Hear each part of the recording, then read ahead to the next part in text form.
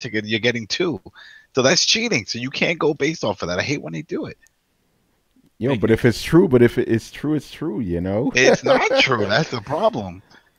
But it is, though. It made more money. But I see what you're saying. They're you know what I mean? it. But if movie tickets cost $60, yeah, Spider-Man: Homecoming would have made more. That's true.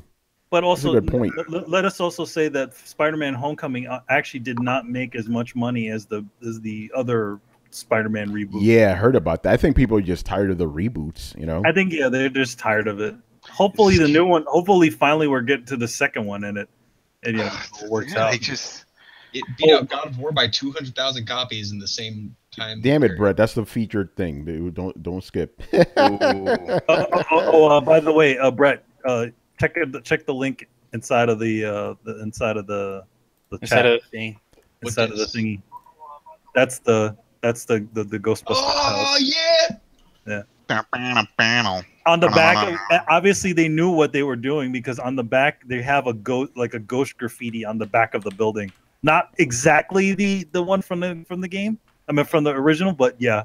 It's the Ghostbusters. But here's the funny thing. Sony does own the rights to Ghostbusters, so theoretically they can put Ghostbusters in the game. Oh shit, that's true. I guess so. By the way, you guys hear about put those little nods in there. Yeah. By the way, we're actually live now, but doing a little bit of a cold opening, waiting for people to get here. Do you hear about X-Men and MCU and stuff? Which is kind of cool. What are they saying? Yeah, Kevin Feige's like, "Yep, I'm going to be in charge of that shit." he's like, bump. So yeah, that's cool. I mean, I would love to see the X-Men and the MCU. I mean, I would like to see Hugh Jackman get one last one, make him Old Man Logan. Dude, I'm telling you, that's coming back in the the third Deadpool movie.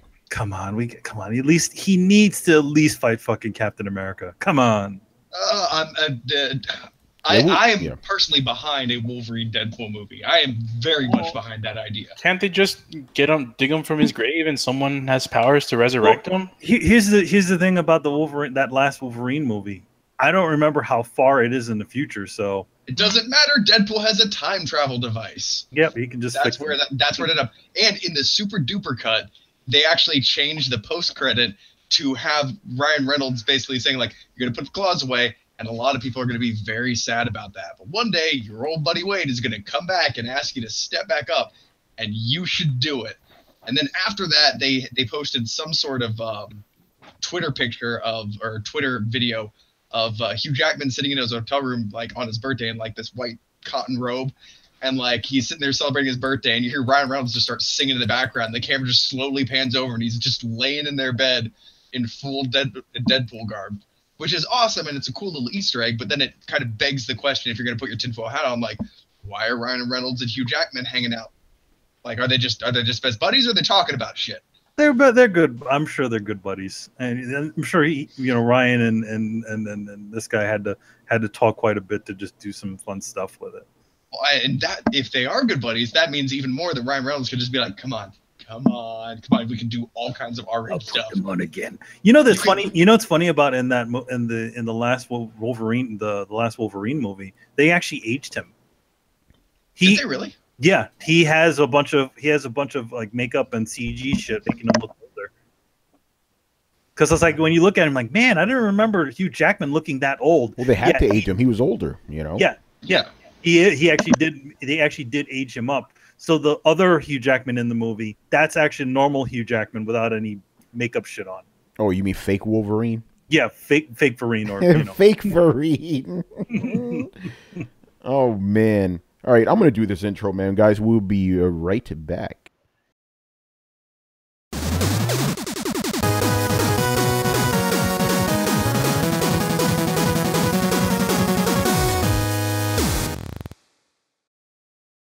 What is going on, people? Welcome to Throwdown episode 202. I'm your host, Tony Polanco. I'm joined by Emilio Lopez. Yep, we gave you a little bit of a taste of what we talk about before the show. Hope you like that. Hockey talk. Chris Seeley.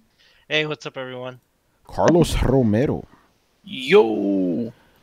Brian Manjoma. What's up, people? Brett Murdoch. We ran Carlos out of the room not once, but twice during the pre-opening with Spider-Man spoilers. Oh, man. And Adam Vale. man, you can't do surgery with a suit on.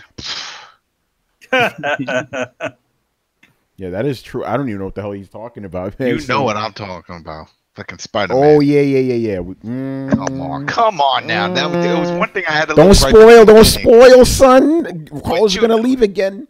Yo, man. I'm about to leave for the third time now. You know, fuck that, man. All right, people, we're back with another one. You already know. How's everybody doing tonight? By the way, I want to quickly give a shout out to Chris, man. I want to thank him for sending me goodies, man. So I asked him to buy. So I asked him to buy me this, like, what is it, a year ago, right? Yeah. Got this fucking Demon Sword, right? Awesome NES game, you know. And a couple months ago, he also got me this Mega Man X, the original. You know, yo man, stream that Demon Sword. But it gets better. Yeah, exactly. Well, you know, Chris is better than me. I've had Chris's hats for like a year. I still haven't sent them shits out. Manny, he can't stream that. There's no share button on a SNES. But I did. Wait, what are you talking about? I streamed it. See, Manny doesn't pay attention to Throwdown, Tony, man. Yeah. Happy birthday. Okay, yeah, thank you, man. I appreciate that. I actually streamed me playing all of Mega Man X on the channel, bro. But anyway, what are you talking about? You said I wasn't paying attention? Yeah. I knew you. I was just saying stream that shit. Stream not Mega Man X, the Demon Sword shit. Oh yeah, I could do that, but not with this copy though. If you know what I'm saying. I don't have a Nintendo. You know, but anyway, Chris sent me some extras I was not expecting. First, a game that I will not finish. Fucking Ghouls and Goblins. God, Ghouls and Ghosts. That shit ain't getting beat. I want to see you stream that. Yeah. Here's the thing: you can actually finish that one. It's not nearly as hard as the NES one, the original. If I remember, I still couldn't make it past. Yeah. And then that one's not as bad. Yeah, and then this is man, you everybody knows this fucking game. X-Men for Genesis, forget about it, man. Oh, yeah. You already know. X-Men game. Oh, yes. Manny. Adam, remember the secret for this one? Remember the secret for this game? What I really remember is that we were playing that, and then all of a sudden, I was at my house in Brooklyn, but then Manny and his mom were over it, and they were like, oh, put it on the news. Something's crazy happening with OJ. And that was when the whole OJ thing happened. Wow. And I remember we stopped playing just to see the freaking Bronco running around. We're like, oh, shit.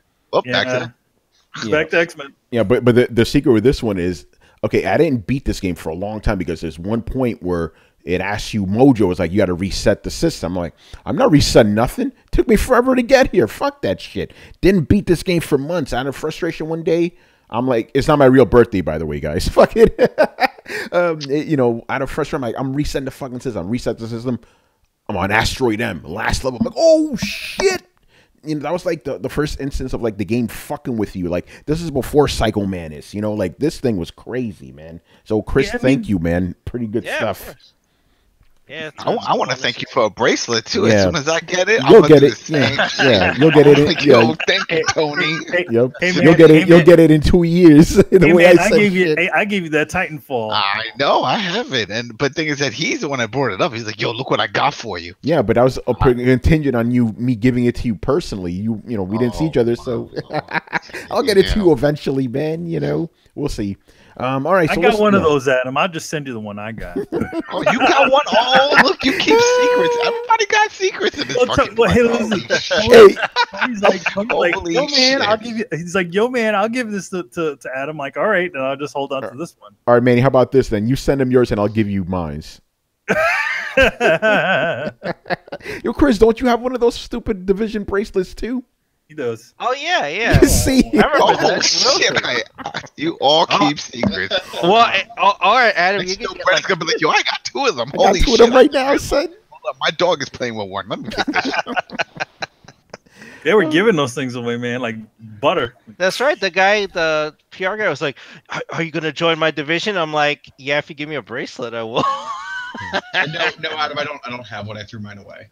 You see, look at I never had one. I can't break your heart like that. I'm sorry. Yeah, that was a weird thing on the line for while we're waiting to see the division. The guy's like, this guy, like, you know, all dressed up in division gear. He's like, "Are you gonna join my division?" I'm like, We're looking at each other. Yeah, sure. Wasn't that the same? It's like, didn't we see Miyamoto come out of that one? It was like, what Yes, the fuck's right. Miyamoto? He came out of Rainbow Six while we were waiting for that what shit. the fuck? You know, that shit made no sense. By the way, can I wear that bracelet and will it protect me while I'm putting together a PC? Brian, you know what I'm talking about. Oh, it doesn't have that magnetic. No, nope, it doesn't have that feature. Yeah. Oh man, that feature was deleted. Yeah. All right, man. So let's get started. So, a lot of interesting stuff happened. Nothing like crazy big, but you know, we'll see what happens. So the main topic here is because it's like in the zeitgeist, as many would say, Spider-Man has sold 3.3 million copies in 3 days, which is a lot. Big. Yeah. So yeah, you know what, Brett? Go ahead, because you were about to talk about it. Oh no, I'm absolutely shocked. Like it outsold God of War. God of War came in, took the crown as the fastest selling PS4 game of all time, and then Spider-Man came in and trumped him with what was it, 3.3 million copies? Yeah, and apparently this is the fastest selling PlayStation game in history now. Yeah. Oh shit! So insane. Let's all just take a moment. It should have always been that way. I mean, they have Spider-Man. Think about it. It wasn't like that. It wasn't like that when Activision had him. That's what I'm saying. That's what I'm saying. Well, how long has it been? How long has it been? How long has it been since we've had a Spider-Man game? Seriously. But okay, hold on. Before we even go down this road, let's recall to a few weeks ago when we had an entire mob of people talking about how this game wasn't going to be that big a deal, and there weren't going to be that many copies sold. Like they're like, I mean, it's a Spider-Man game. Like, I don't know about you guys. I knew a lot of haters. Twitter. Listen, today a lot of people are taking L's like crazy. Like, I don't know. I think their backs must have broken because they were carrying so many L's. Like, it was crazy, you know. But yeah, I find that interesting that it's like the fastest selling PlayStation title of all time now. I'm like, damn, you know. And this goes, yeah. Go ahead. I guess all those people angry about puddles didn't matter. Yeah. I also want to applaud Sony for finally learning how to advertise their fucking games. Remember, we criticized them last gen for this. Like, they would have a big game coming out, no advertising whatsoever. This generation, they've learned their lesson, you know. Billboards in Manhattan and shit. But they have trains with Spider-Man on them. They literally in the city, they literally turned that shuttle train. The shuttle train into the Spider-Man line. Yeah, Brian, didn't you catch a couple buses over there with Spider-Man on them? Mm-hmm. He's on buses, he's on newspapers, you know, like, if JJ wants pictures of Spider-Man, just step outside. You know? Get me pictures of Spider-Man. Yeah, but I'm going to bring this up. I may get a little bit heated about this, but whatever, right? What I find interesting... You can't run this on Switch? Or... Yeah, no.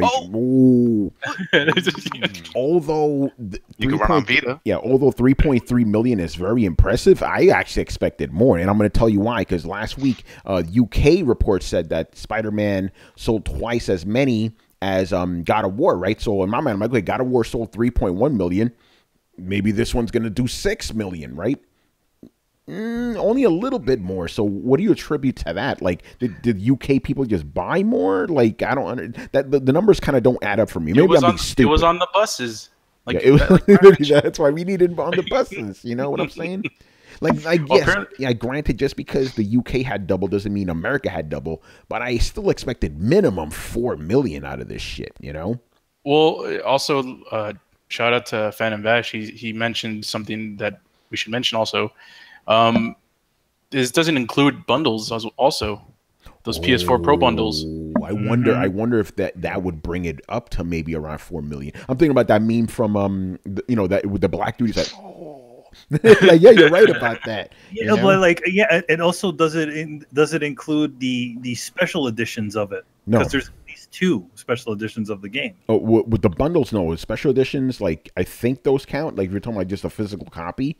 It's a physical copy with all this other stuff. Usually they're counted as a different SKU sometimes. That's a good question. So we may not have accurate numbers, but still pretty good for a game that's been downgraded, you know, that lacks puddles and shit. You know, very interesting. By the way, I love the clips of guys on podcasts. I'm not going to name the podcast saying this shit ain't going to sell, this shit ain't going to sell, this shit ain't going to sell. Everybody was on their asses today. And it was fun to me. Why would they say that? It was so obvious it was going to sell. It was. It was insanely obvious. Like, it looked awesome.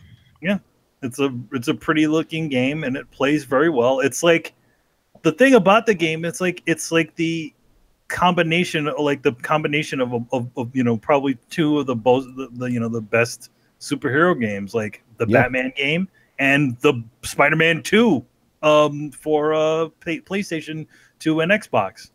That game is like the first one that, you know, did all that open world shit. Yeah, because I mean, like I said, to me, this one is just an enhanced version of that game. You know? Yeah, it's weird. It's so weird because it's like you're just playing a prettier version of that game. Yeah, No, you know. Oh yeah, yeah, No. pretty there's much. so much. No, like I disagree. The wall I run. disagree The so wall much. run is the wall run is that game. The way he flips backwards, all that shit. The only difference is the a lot of the button combinations have been changed. Yeah, around. the combat is completely different. No, obviously, The combat's different. If But, you're gonna like, tell- A lot of a lot of the traversals all the same. Go back and play that game. yeah, and remember that was the first game that did that. That was the first game that ever did that, like open world Spider-Man game in Manhattan. That's why it's still the gold standard. You know, that's why every Spider-Man game that comes after that, you think refer to that one, and this one is the closest to it, just better. You know, it did it well, but I would say the locomotion is better in this game. oh yeah, it is. Like I yeah, said, it's it's a definitely better better. version. It's a better version of everything. You know. Yeah, Yeah, but- well, that's what I'm saying. It's not just prettier. And this is I want to make this point because Okay, it's a better I have- version. There you It's go. a better I have a version, but feeling- it definitely feels the same. It definitely feels. You feel that same feeling that you Yeah, felt. That's what I was gonna say. Okay, obviously it doesn't feel the same, but it gives you those same feelings you had when you first played that Spider-Man game. You mean it's fun? Is that what you're trying to say? No, not that. Like basically, you know how when you get a remake of a game and it's not exactly what it was, but it makes you feel that same way. That's what I'm trying to say about this game. Like this game makes me feel the way I felt when I played that first Spider-Man game in 2004. Understand? Or Spider-Man 2. Yeah, no, I can understand that, and I said there are a lot of reasons for that. One of the things I think is really important is Insomniac did an amazing job of not just making a compelling and well-written and entertaining game, but making a game where even everything down from getting to point A to point B is fun. They put so much love into the locomotion of this game that it is one of the, like, just swinging around is fun. I skip checkpoints, or I skip fast travel just to, you know, it's like, oh, it's 4,000, you know, feet that way. Like, whatever, I'll just fucking swing it. Like, it's fun. And that actually, in what I've come to find recently, has caused a shit ton of people to recommend this game to their friends, to even the people that are on the fence who are like, I've been thinking about getting this game, but I didn't pick it up, but I've been hearing really good things. Like, everybody is evangelizing this game. So I think that the sales, although already impressive, I think they're going to continue on longer. God of War dropped off pretty quick. I don't think Spider-Man is going to. I think there's a lot of people who are going to be sold on Spider-Man from people who played the game and rave about it. So I expect that gap to close as time goes on, Tony. Wait, what gap now? The gap of what you expected this to oversell God of War and what it actually oversold God of War. Oh, Like, God well, of War well, sales dropped it already off. overdid God of War as far as like first day. That's what I'm saying. You were expecting a larger margin. Yeah, I'm okay, yeah, saying gotcha. that margin's going to become more pronounced as time goes on because this game won't have the drop off that God of War did. No, but yeah, I don't think you understand what I'm saying. Like basically, it didn't sell as much as God of War did in those first 3 days. You can't go back in time and change that now. You know, that's already set in stone. I'm not talking about the long term. That's a whole other topic. You know. Oh, okay. Yeah, like I'm not saying anything about long-term sales. That is not what I'm talking about. I'm just talking about specifically those first 3 days. That's all I'm saying. It probably will sell more than God of War. It's fucking Spider-Man. Of course, it's gonna sell more. You know, that's not surprising. It'll sell more in the long run, but the gap will be even greater. Yeah.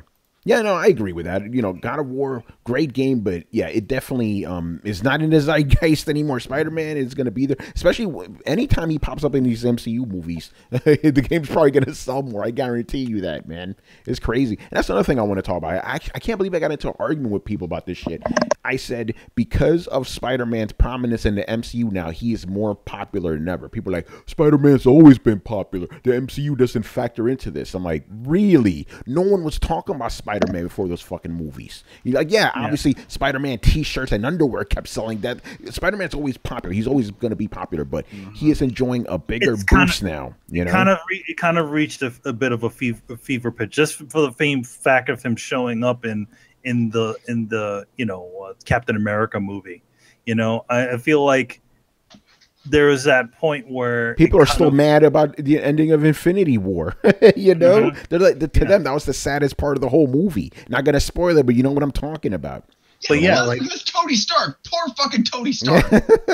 You know what I'm saying? Motherfucker's gonna be on pills forever now. Yeah, I think, yeah, like it's just kind of reached a fever pitch. It's almost like, you know, we're going back to early 2000s. You know, like when that first Spider-Man movie came out, everybody, you know, wanted some Spider-Man, and when Spider-Man 2, you know, I feel like it's that point right now where it's like now Marvel is actually actively promoting Spider-Man things that are Spider-Man and stuff like that, as opposed to that, you know, that one era, you know, after, you know, during, you know, after 3 and, you know, the Amazing Spider-Man films were kind of like Marvel was kind of like, oh, you know, Iron Man for mascot now. You know, I have a counterpoint, or at least a counter opinion. Like I almost think it's the opposite. I almost feel like Spider-Man has always been such a successful franchise in comics and in cartoons and in video games. Like it's managed to carry multiple bad movies. That's like saying that the new Batman or the Batman Arkham games are successful due to the success of the Batman movie. Like, no, everybody hates the Batman movies. Batman had two bad. Batman literally had two bad movies. And Spider-Man had what? 3? In a row? No, they weren't all bad. No, there was. Whoa.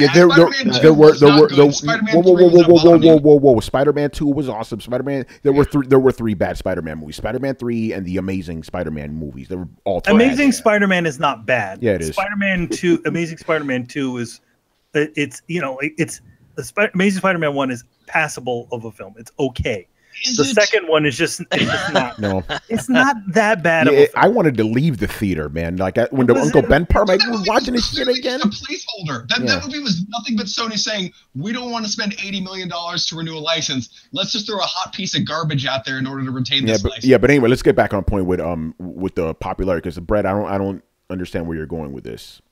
My point is that let's take the other gold standard Spider-Man game, Spider-Man 2, right? Like, that was released in a time where the Spider-Man movies weren't really being that well received. Yeah, they were, dude. Spider-Man 2 came out with Spider-Man 2, which is still regarded as the best Spider-Man movie. It came out with Spider-Man 2? It's a movie game. Yeah, it's a movie adaptation. It was a movie adaptation.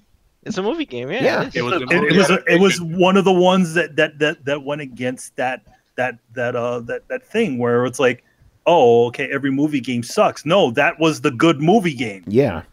Because they went off of an earlier draft of the script where there was a whole bunch of other characters like Black Cat and all that other stuff in there. I was about to say, like, that game did not necessarily seem stuck to the movie for me. But no, it used the framework of the movie story, like it's, you know, Dr. Octopus and all that, but then they added all this other stuff in there. But it's a movie game. It even used the movie poster as the cover. And Tobey Maguire did the voice. Exactly. And Tobey Maguire did the voice. I think I think this game already is on pace to outsell the Spider-Man 2 on PlayStation. Probably. I think these first 3 days, the first 3 days. I believe so. Yeah. So I don't know. It's hard to say which era Spider-Man is more popular, because there's like different variations of when he was bigger in the movies or bigger in the. There was a section where he was like Spider-Man was just a cartoon, like or the comics back then. So it's like, go ahead, Tony. No, I was just saying, like, no, I agree with you. I'm just saying, I don't think you could argue that Spider-Man is more popular now than he has been in a long time. You know, I think in general, it kind of, like I said, it's kind of fever pitch where it's like you're kind of Spider-Man is everywhere now. So now more people are like, oh, Spider-Man. Like, but what we talk about, like Web of Shadows time, right? Where those games did decent, but they didn't do that great. Yeah, Shattered Dimensions 2 was another great game, but they didn't blow the water either, you know. But yeah, so yeah, it's gonna be interesting. But as usual, Sony likes to give us the sales numbers of the first couple of days, a week, and then after that, they don't tell us shit, you know, which ruins our bets. I don't like that. But you know, what are you gonna do? Like Sony's like, we're gonna ruin your bets, Spider-Man. You know? So yeah, any last thoughts on the game doing this well? Just Stan Lee cameo in the game for the win. Spoiler. Yeah. Not really. This game is really good. It deserves it. Yeah, it's well done. Yes, And man. even better, like I think this shows like if you just focus on the property and don't rush it to meet a Hollywood release. Like if this was the Homecoming game, we probably would have missed out on a great game, right? Yeah. Oh yeah. But it wasn't. It was its own thing, and I think that really helped it. Hey, it worked for the Arkham games. It worked for this. You know. Right? Yeah, exactly. So they kind of took that sort of Arkham, romp through the the lineage of Spider-Man or Batman, where it's like they kind of reconfigured and moved things around, and paid homage to those things, those key elements that make these characters great. Also, Go ahead. Also, this game sold a copy for each puddle Insomnia had to remove from the world. Be fair, there's a few more puddles to catch up on. The one thing I really want to say about this game, and I know I've gotten on this soapbox before, but I'll dust it off and do it again. The game's fun. And that seems like a weird thing to talk about or a weird thing to pin down, but the game is just objectively and genuinely fun. Story aside, like you drop down to stop a crime because it's enjoyable punching bad guys. It's you skip quick travel because it's fun swinging through the city, like pulling tricks. Plus you can earn more points doing that too. Yeah. Well, by the way, it's never a chore. I'm only going to fast travel just to get the trophy. I've only done it once this whole time. After a while, when you start doing the busy work, you want to fast travel. Yeah, you start fast traveling. Yeah. Yeah, I use the fast travel at certain points in time. I remember at the beginning, I'm like, man, I'm never gonna fast travel in this game, man. It's too fun, man. And then I'm like, no fast travel. Man, getting all the way up to Harlem can take a while. So you gotta just take the train. But here's the thing, I like my dreams. I like the way Spider-Man. I like the way it's the idealized version of New York, where all trains run on time and get you when you want to get you there.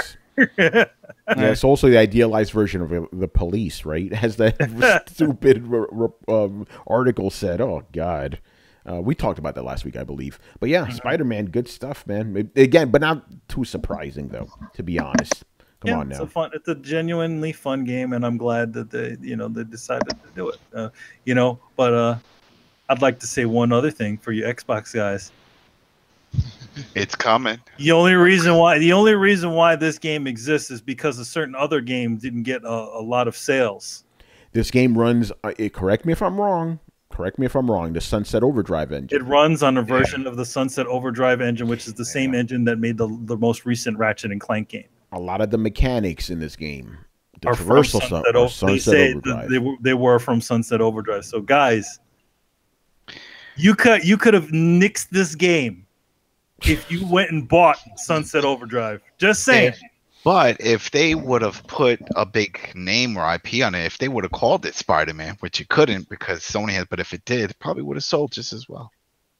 Just like this one. Because I think it's the Spider-Man name. If we would have called this something else, Jimmy's Flipper game or something. Flipper game? Yeah, it may not have sold. It's the Spider-Man brand. Like that's just the fact because the game is, it's a Spider-Man simulator. The point of this game is it makes you feel like Spider-Man. Obviously, if it was just called, I don't know, Wasp, man, nobody would give a fuck. Or you go with a character that looks kind of similar to Spider-Man, like Zen. That old character from that old comic character / video game character. Man, I don't know.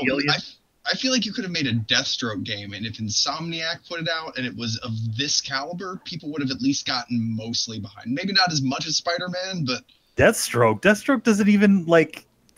It would be a different game. He doesn't swing. Yeah. He'd be.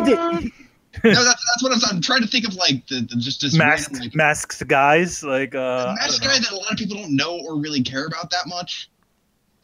Yeah, no, I know, I see what you're saying. Like Infamous, like that was, but I don't think anyone's saying like it only sold because of the mechanics. No, it sold because it's fucking Spider-Man. No, it only sold but here's the thing, like let's say times went different and people totally jumped onto Sunset Overdrive, there might have not been that opening for Insomniac to do this Spider-Man. Yeah, because they would have been too busy with the sequel. You know, they would have probably been doing Sunset Overdrive too, right? Yeah, no, you're right about that. You're absolutely right. It is their fault. Yeah, no, I agree. Xbox guys, you fucked up. You should have bought Sunset Overdrive. Now, because of that, Sony released Spider-Man. Just saying. How many years has it been since? But think about it. For a long time, people wanted Sucker Punch to do the Spider-Man. Oh yeah, because of the whole Infamous. So if anything, maybe that would have just happened. That's true. It would have been Sucker Punch doing the Spider-Man. Sucker game. Punch ain't doing nothing right now, as far as I know. You know, well, no, doing that Ghost of game. Tsushima, man. Yeah, remember the one based on a true story. Yeah, you're right about that. Actually, that's not a joke. It is based on true events. Yeah, true events. yeah, that's what we're talking. So thank you, Xbox fans, for Ghost of Tsushima and Spider-Man. Yeah, right. Man, that's an L right there. My Sucker Punch ain't doing shit. Ghost of Tsushima, you dumbass. You know me. Yeah, but here's the funny thing. Like, I know that also tends to happen to people, like where they kind of mix up a Sucker Punch and Insomniac. Well, just with this game. Yeah, it's just with By the this way, game. I bought Sunset Overdrive. So did I. So did I. Just saying. Just saying. I'm sure that's the reason why. I think it was Phil Spencer or somebody who congratulated them on the game. By the way, I'm glad you bring up Phil Spencer, because didn't he say that single player games don't have impact? I don't think I think he said that they were going to focus more on it. Because I mean, yeah, this one is doing it, but I mean, when it comes to big God of War, Spider-Man, we just talked about it though. Yeah, we just talked about it. I just find it funny that he said that. It's hard for new ones. It's hard. It is hard, but the point he made is that single player games don't have as much impact as multiplayer games. I think if you compare the two now for money, really, all right, Phil. Whoa! What did Brian say? Yeah, never said compared to multiplayer games. He says that compared to before, they don't have as much of an impact. Yeah, he still did mention that there are still outliers out there, like your Zeldas and your whatnot, that still do well, but in the grand scheme of things, they aren't doing as well as they used to do. Pretty funny, because I'm pretty sure the latest Zelda game is like one of the best-selling Zelda games out there. This is the best-selling. At the time, he considered that the outlier, though. Yeah, and he mentioned that as an outliner. Like, he Horizon, said, there are games out there that like buck the trend. Outlier. Yeah, but no, I just find it funny that he said that, and then you got God of War, you got this, you got a bunch of other big single-player games. I'm like, yeah, Phil, you're looking a little suspect there. Where is Detroit Become Human? Oh, I don't know. Actually, Detroit it's in my PlayStation. Actually, Detroit Becoming Human did quite well. Yeah, isn't it their best-selling game now? Actually, it's Quantum Dreams' best-selling game. It did better than the last one. Had impact. So and there's a Here's the thing about it. That game. The one thing about they say people kind of think that game did horrible, but the thing is that it did pretty much what Sony and expected it to do, which was whatever it was, from the last one, a little bit above the previous one. Beyond Two Souls. Yeah. So the games definitely have impact. That's all I'm saying. Yeah, their games. The other thing is obviously they knew what they needed to, the cost and what they got back is probably justified with that game. But then that's exactly what Phil was saying, is that yes, there are some games that they will have some impact, but in the grand scheme of things, if you take everything as an overall, it's not as impactful as they used to be. That is what Phil was saying, and I think that that's true. Single-player games just don't have the legs as they used to. Yeah. I mean, in terms of money, Fortnite. Yeah, Fortnite makes but my point is these games still do have impact. That's all I'm saying, Oh, by the way, right here it says Detroit Become Human hits 1 million sales faster than any Quantic Dream game. So yeah, I call that impact too. Yeah, it did better than the previous one. I mean, granted, the last one, the one thing people didn't like about it is because there was there were multiple endings, but they were not drastically different. Yeah, this kind of goes back to formula for people for the studio, multiple characters and all that. All right, man, let's move on because we got some more things to cover here. All right, so I expect some soapboxing going on for this one. So Red Dead Online was announced this week, but it ain't coming with the game. It's coming later. It's coming in November. like last time. Yeah. Yeah, so that's why I knew it. I knew the soapbox. It's heist all over again. But did you see what they said? Their reasoning? They wanted to get people to play the campaign and not have to be divided. I didn't read that. Oh yeah, cool, because that's their fucking decision to Well, make. hold on, whoa, Adam, hold on. Where did you read that? I read their statement. They specifically said they're doing this because they want to fully test the servers before they like give it its actual launch, which I think is a good thing. Remember, Grand Theft Auto 5, how fucked up that was. You know, It was so terrible launch. Yeah, so it's good that they're doing this. You know, because here's the thing: people are looking at it kind of short term. It's like, I want to play this shit now. It's like, you realize this shit's gonna be viable in like 5 years, just like Grand Theft Auto 5. You can wait a couple extra months if that's the case. You know. Really? Yes. Seriously? Brett, did that hurt Grand Theft Auto? Did that hurt Grand Theft Auto 5? No. In my opinion, fucking no, yes. no, not your opinion doesn't matter for this, bro. Well, look how much money it's making. Why should it matter? No, hold on, Brett. Grand Theft Auto Online, because of Grand Theft Auto Online, Grand Theft Auto 5 is now the best-selling anything in history. That shit didn't affect it. Doesn't matter how you feel about it. It didn't affect it at all. You know? Yeah, in terms of sales, no, I didn't. Yeah, that's what I'm saying. You know, so that my point is the like whole game. Yeah, so my point is like people upset about this don't be, because this shit you're gonna be still playing this shit 5 years from now. You're gonna be all right. I'm still gonna be upset about it, dude. Yeah, they have fucking Rockstar money and 5 years to get this shit figured out, plus a working template. Like, why? What is the fucking excuse for not having this shit ready at launch? I've been the one fucking calling this, and everyone's been saying I've been crazy. But now my question is, fucking why? Why as Rockstar have you not been able to figure this shit out? Hey Brett, I'm with you, man. Why are they releasing an incomplete product? They announced their huge announcement is, this November you can get on the freaking Red Dead Redemption 2 online beta. I'm like, what? Why doesn't this come out with the game? Okay, delay it another year or something, because we don't even have a time frame on when this is gonna come out. November. No, that's the beta. Yeah, the beta's in November. Yes. So for all we know, this might come out in March next year. So you're telling me you would rather them delay the entire game for the online for a year? Yes. No. Well, I mean, yes, that's but the crazy. question is, I want the game. I want the full experience. That is, you're getting the full game. fuck the online. You're getting the full game. You know, what are you talking about? You're getting part of the game, and you're getting the full experience to be pending. With my tomatoes. You're not making a lick of sense right now, dude. Okay, does everyone agree that I'm not making sense? Yes. No, I agree that you are making sense. Yeah, This is clear that, in my opinion, this is just a stunt to essentially release the game twice and build hype about it twice. Well, no, it's not so much of a stunt. I think they literally, and this is what happened with GTA 5 last time. The reason they delayed it so hard and Heist was not ready, even when they launched online, was because the PC version was a mess. Right? Oh yeah. Well, but you guys are the ones that said that after that experience, there is going to be no way that they're not going to have this ready in time, because they were going to learn from their past mistakes. And by the way, Chris, when we played Heist in our Throwdown streams, that was the first time I played Heist ever, because I only played GTA Online for like the first month and I stopped. Yeah, I mean they that was a main selling point. Like, so I'm not excusing it. I'm just saying. They probably got down to the wire and they had two options: either delay the whole game, right, like Carlos said, till April, which is what almost the antithesis of what they did last time. It was supposed to come out in April, and then GTA 5 launched in September of 2013.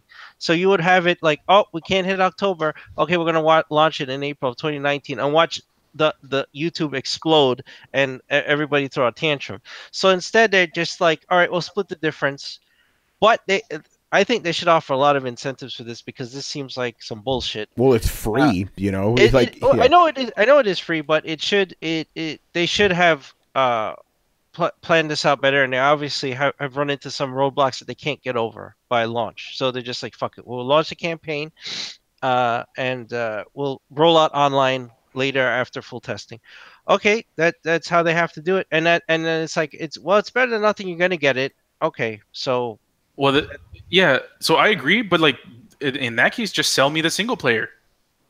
I don't want to pay for GTA or Red Dead Online. After but you're not. That point. You're not. I'll just pay for it later if it comes out later. But it's not. They are selling you the single player. What are you talking about? They're selling you both. We're going on a commercial break, and we need to have a talk, because you guys would be How are they selling you both? I thought like no, they're whether selling you the online fucking free. game. What are you talking about? No, dude, Tony. If Call of Duty came out and said there's gonna be a campaign, but it's gonna require some tweaks. You mean like there is now? Yeah. Yeah, and Like you what guys is are talking exactly about it happening not right being a now with complete Call of game. Duty? Yeah, you're talking about it not being a complete game. So why the fuck does this suddenly change when it's Rockstar? No, it's that. Rockstar No, the doesn't get a difference is goddamn if you're, and it gets, this all goes on to personal preference. Obviously, if you're trying to sell me a multiplayer game, I'm gonna call bullshit. If you're selling me a single player game, I don't give a fuck about the multiplayer. This I can is wait. fucking half and half. You know? Yeah, no, it's there's not. some- You're getting the full fucking experience. What are you talking okay, about? So you're telling me most of the people who bought GTA bought it for the single player experience and not GTA. I bought it for the You're single telling player me- experience. I'm not asking what you bought it for. What Yeah. you like doesn't get nobody. It doesn't matter. I'm asking what Yeah. most people played it for. It Yeah, doesn't matter. Yeah, they probably did No. play it for the multiplayer, but my Okay, thing is, so- but no, okay, where's the Don't- outrage then? let me- I didn't see let me any. make my I didn't see point. anybody outraged over this. Who cares if anybody else You is know? outraging? Yeah. Yeah. So wait. You can't get away with saying that. Well, Call of Duty is a multiplayer game, whereas GTA and Grand Theft are single player games. I could No, get away with that GTA shit. Why not? No, dude, GTA is primarily, like, if you look at the number of copies sold for single-player purposes and multiplayer purposes, probably 80% of the people ended up buying copies of that game to play GTA Online, which means it's primarily a multiplayer game, just no matter how you see it. So at the very least, you can't say this game is primarily a single-player game. It is to me. With your bias, you have to admit that it's a half-half thing. No, I Because don't. the reality is that it's way more than a half-half thing. Well, More it people doesn't than matter if buy it's this 90-10. It's still not a complete game if they don't bring out both. Because that's the whole experience they're trying to sell. It's like, oh, well, GTA Online is part of the game, but it's just going to come out later. So let me get this straight. When the online comes out and years later, after it's been successful, you're still going to think about this. This is still going to be a big I'm deal. still thinking about this it with does- GTA. But why? It doesn't fucking matter. What happened? The GTA is It super does. successful. It pissed me off. But I Wow, didn't get to yeah. experience Heist like everyone else did because I stopped playing GTA after a fucking month. I didn't play Heist until years later when we started streaming them on Throwdown. Let me That's exactly what Well, that was on you. I played that Let shit when me- it came out. You know. Let me just say at the same time, I did not care either way because I don't own Grand Theft Auto. Yeah. Like, I still haven't finished Heist. All right, and the reason I didn't was because the weird timing that they brought it out on means that I missed the bandwagon. All you other motherfuckers ran off and did Heist all by yourself or with each other. Yeah, well, other motherfuckers. Yeah. I'm another motherfucker. Manny, don't take it personal. He's saying just speaking in generally. Hey. He's speaking generally, man. Come on. I'm the now. good one. I'm speaking generally here. So, I'm the good son. Yeah. so all my friends went on and played Heist, and it required 4 people to do it. So I actually never got to experience a huge chunk of the content of that game, or at least of that part of the game, because I couldn't accommodate my gaming schedule to the one that they were doling out at their fucking leisure. Like, I've been able to figure out what games I want to play and when I want to play them. I don't know when Red Dead 2 Online is going to drop, and when it does, maybe I'm already playing a game. Maybe I'm busy. Maybe I'm having a busy work month, and all of a sudden I come in behind the wave fucking yet again because they couldn't sell me a full product upon release. So yeah, it may not bother some people, but the timing dicks with other people. And that timing can dick with you so hard that you actually lose the access to content of the game. And Brett, and I wholeheartedly agree with you. If this was anyone other than Rockstar, this shit would get criticized. No. Yeah, I disagree with that. If this was criticized this. Yeah, we have. literally criticized games. He's talking about big, like in general, because like you're not seeing like the Fortnite type of uproar. You're not seeing anything like people are like, okay, I'll just wait. it doesn't- Whatever. But But it- Call of Duty. But it doesn't matter if people are getting uproar about it. Like, we're being consistent with the way we judge things, Yeah. and the way we see things in Can I industries. ask- can you just ask like what other games have done this? Out of interest, as I'm having trouble, I'm trying to recall. Well, I don't know if this is online, GTA rolling 5. online mode on after. Yeah, GTA Yeah. 5. That's Like one. you Well, guys yeah, are saying GTA we have 5 criticized it and- beforehand. Then what other games are there? Because again, there's GTA 5 and what else? What was the other game? The Division.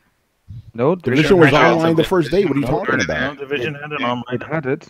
Yeah, I'm we- a It had bit a of semblance of an online mode on the first day. The game is online. It was kind of jacked The up whole the first thing is couple of always days. Yeah, the whole online. thing is online. Yeah. It didn't have the raids like when it first launched. But Yeah, it no. had that they were adding that in like So later on. so would you rather they do like they kind of did with Grand Theft Auto, the other one, where it was like they rolled out all the different modes in their leisure. There's still an online mode. They want them to delay the game just until totally delay the game. Delay the game or sell me just a single player experience. But they are selling you just a single player experience until the online comes.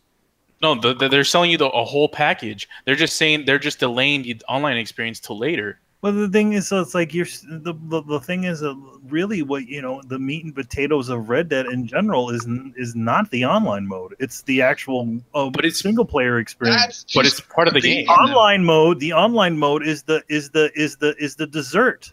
That's not necessarily true. Is it? Do you really? I would say that that's what they're selling. The Red Dead is not the online mode.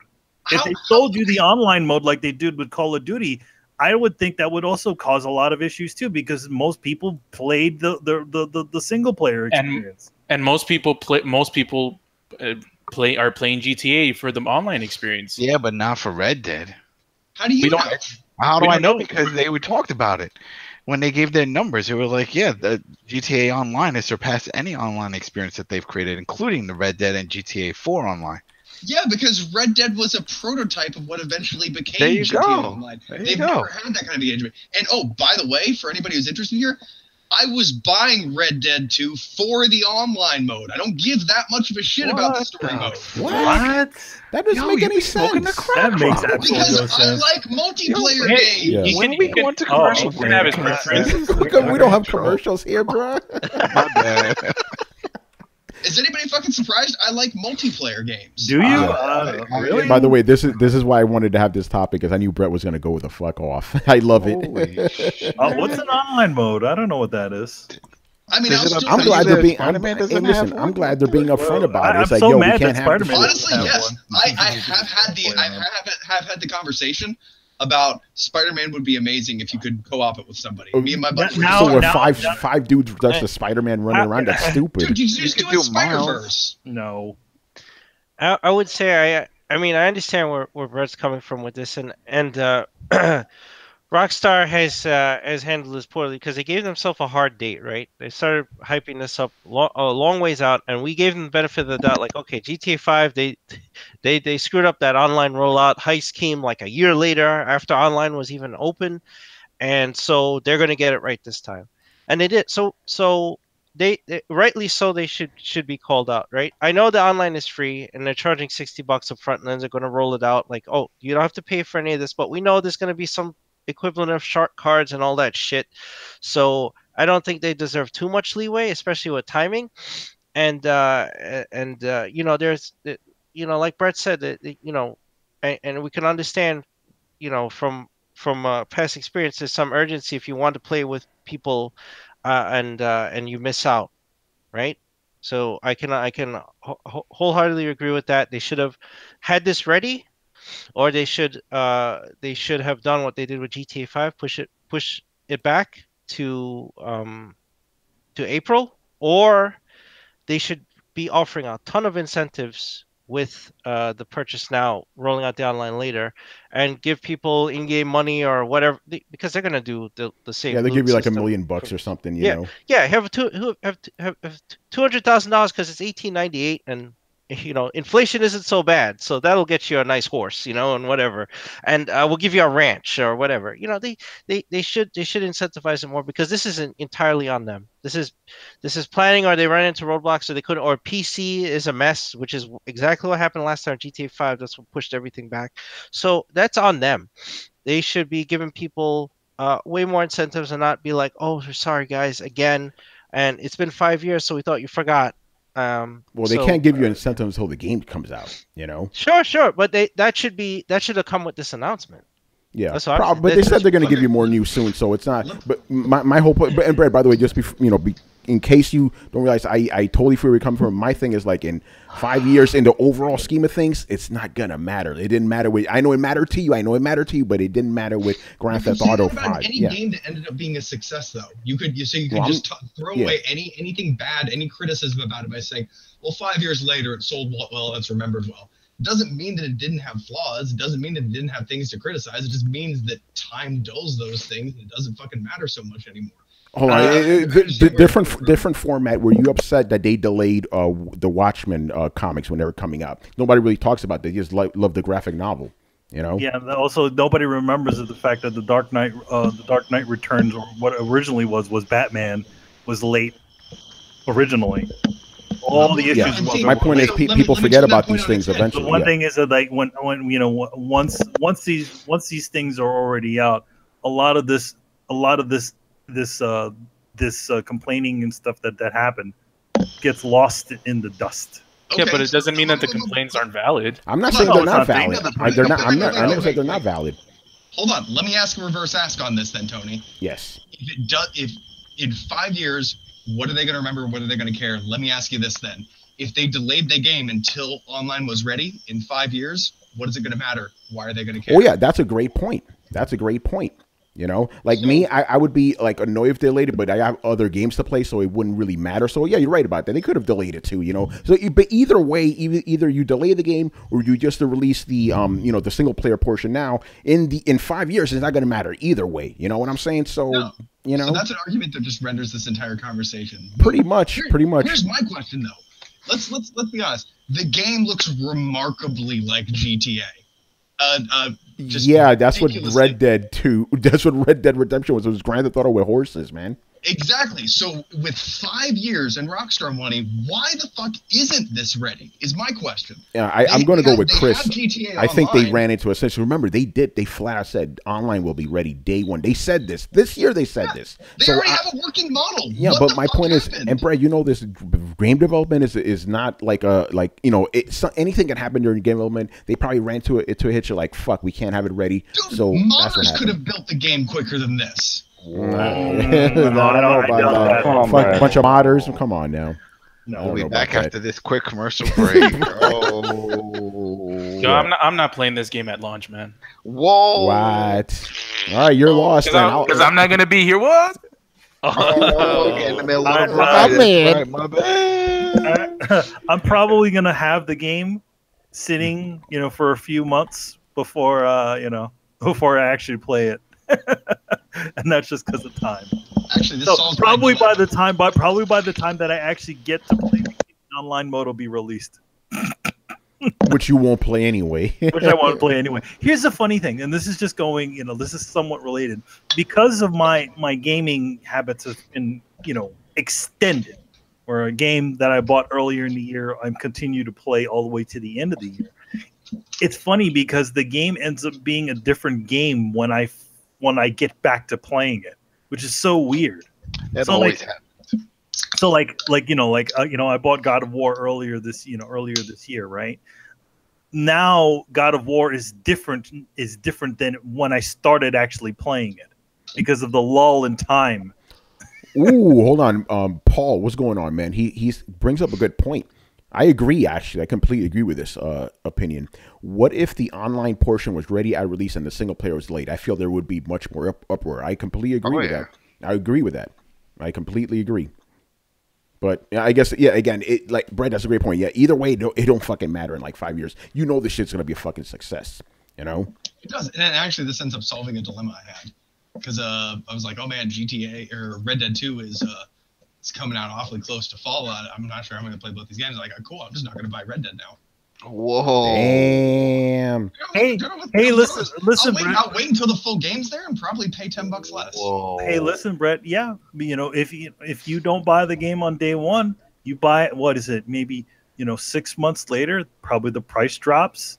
Yeah. And you got all your stuff in there. Also, I get the feeling you guys all seem to think that the online should be pretty close afterwards. Remember, it was a year before we got Heist. We may not get Red Dead online. Didn't care though. There was so much to do. Yeah, but online was ready. Yeah, exactly. Heist, but Heist wasn't the only thing about online. Online was still working, when Heist was running. They're actually doing worse this time because they don't even have basic online up and running. Well, they're giving you a beta at least. It's not like they're leaving you out to dry, Great. We all love beta. I know how much you love betas, Tony. I had to play a lot of betas, actually. Oh, my it's crazy. What is happening? Yeah. Adam, what's your take on this, man? It doesn't. I'm not stressed at all because for me, why do you hate Spider-Man? I don't hate Spider-Man either. For me, it's the single player. That's what I'm hyped about. It's the story. The online is just a side piece. It's not even the icing on the cake. It's just just a side it's dessert. a fortune cookie, It's a fortune cookie. Exactly. Maybe a sweet bun or something. But I know the story is what I care about. I mean, think about it. The whole Grand Theft Auto, Rockstar, they're known for storytelling. Great storytelling. That's all I care about. I mean, if they said, hey, by the way, there is no multiplayer, I don't give a shit. I don't care. Take your online. I don't care.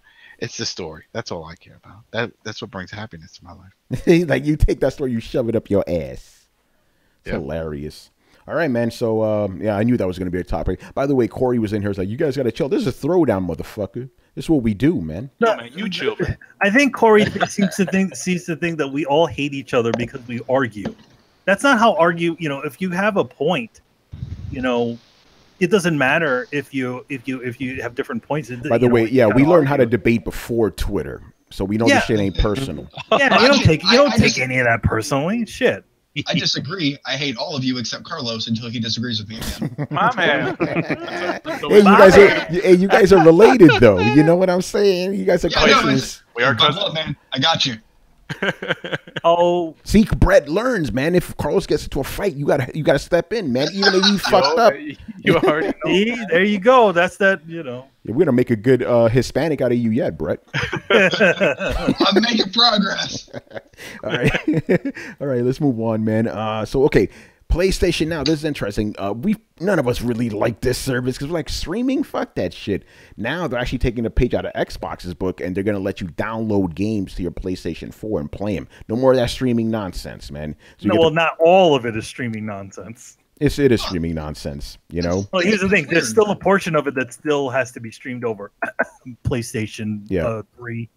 That's weird though. It almost seems like competition breeds things that are good for consumers. Impossible. That's exactly what I said on Twitter. I'm like, hey, their competition is a good thing, isn't it? This goes back to all those people like, oh no, every system needs to have the same shit. We need to just have one system on every game. If you had that, you wouldn't have shit like this. They just give you whatever you want, and you have to take it. Exactly. Yeah. So yeah, this is great. By the way, and obviously the caveat is only PS2 and PS4 games, no PS3. You know why? Because of that motherfucking cell processor. It's screwing everything up. But it's cool. I still won't get it because as far as I'm just still $100 a year, not worth it to be honest. But the fact you can download it is good. Now, if only they can do a gimme. If they can do the gimme, if you get your PlayStation Plus as part of your PlayStation Plus, you get X amount of games from PlayStation Now. Yeah. Oh shit. Mighty Nerd says you have to check in every 7 days. Oh yeah. There's that we got to talk about. Yeah. Well, we talked about that already. Yeah. Go ahead, Brett. I think this is a good service for none of us are going to understand it because let's be honest, we're all grown ass men. But for somebody who's a minor, even below 16, right? Like you get a console. I know, weird, odd as it seems to me, a lot of 16-year-olds don't have fucking jobs. They just, I guess, hang out. I don't even know. But I assume that they get bought a console or something like that. And this is a great way. Like if you buy your kids a console, this is a great way to get them an immediate access to a huge library of games without having to shell out just a dickload of money. And it's also a great base standard, like here's a bunch of games. If you want anything else, you can do extra chores or earn your own money or do whatever. But it kind of solves that problem of games. And those of us that are older, remember, you buy a console, you get to pick one, maybe two games and pray that you really fucking like them because you just blew all of your savings on this thing. And it's going to be a while before you have money even for more games. So, that inevitable issue that you come with of like, okay, I got the system. What couple of games do I play now? Like, I think the selling point on this is going to be getting people hooked early in the beginning and being like, well, you could walk out with one or two games, or you could just buy a year-long subscription and have access to a huge library of games right off the bat. And especially to parents, that's going to sound like a good fucking deal. So I would actually postulate that the reason that this service isn't huge for us, but it actually seems to be making them money is because it's geared towards a completely different demographic than our podcast. No, I agree. By the way, you don't need PlayStation Plus for this. Yeah, you don't need PlayStation Plus, which is good. Yeah, no, I agree with that. I think it's just for people like, for kids, it would be perfect. Like, okay, here's a console and $100. Well, you you need to a bunch PlayStation Plus if you want to play the games online. Yeah, that is true. By the way, that's what I have. No, they actually said that you don't need PlayStation Plus to play the games online. So you can actually play PlayStation Plus. No, the PlayStation Now games online without PlayStation Plus. Interesting. Well, it said multiplayer for. Interesting. I don't understand how that works. Brian, break It it begs down the again. question, Yeah. why does PlayStation Plus even exist now? Because if it's possible to do it without it, then it's not a requirement. Then there's something else going on there. PlayStation Now and Xbox Live were never a requirement. They just do that because they know they could get your money. Well, Just, it was you to know. maintain this. You got people that are working there Maintaining 24/7, maintaining their servers. I mean, making Yeah, sure that the maintaining network's what? up and DDoS attacks. Who's gonna handle that shit?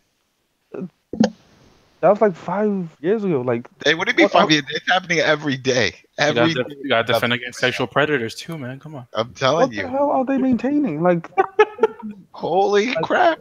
Brian, This you network is remember crap. when you remember You're when trying to get rid of jobs. That's what you're trying to do. You just want I'm everything. not. I'm like, what the hell are they maintaining? You are a It's like, job killer. I can't talk to you.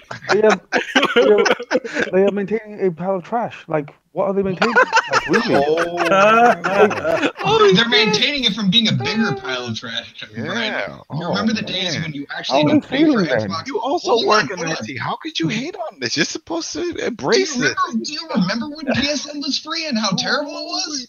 Do you Yeah, and remember then- all the and now PlayStation fans paid for actually it, saying, we'll and it's pay slightly for this less if you terrible. make it better? But Brett, but now we pay right. for it, and it's just less terrible. Tony, you sure there's no terrible. commercial breaks that like No, that? there's Is no it back commercial on there, the never. real? Yo, Oh my Brian's looking out lord! against the union, man. That's- Yeah. Whoa. Okay, don't worry. We're editing this live shit out.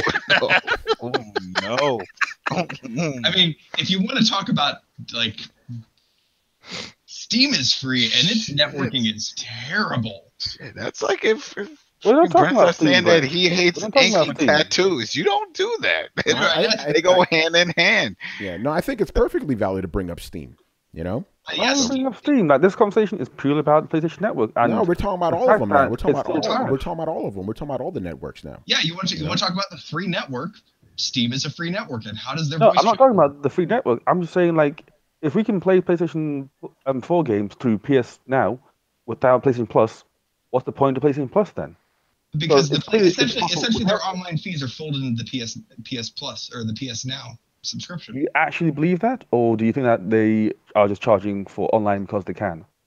Oh, it's all one and the same. All of these are arbitrary numbers. They're thinking like, well, we're already charging you a little bit, so if we charge you too much more, it's going to piss people off. But if we can charge you a bundle, we can say buy PlayStation Plus and this, and you'll get free games to keep as well as free games to play through a subscription service. That's where they're going. Well, also, None how of this much? actually How pays much for should the they? supply and How demand. much should they pay the publishers to do the free game? So when they say, "Hey, we're going to make your game free," they have to give them something.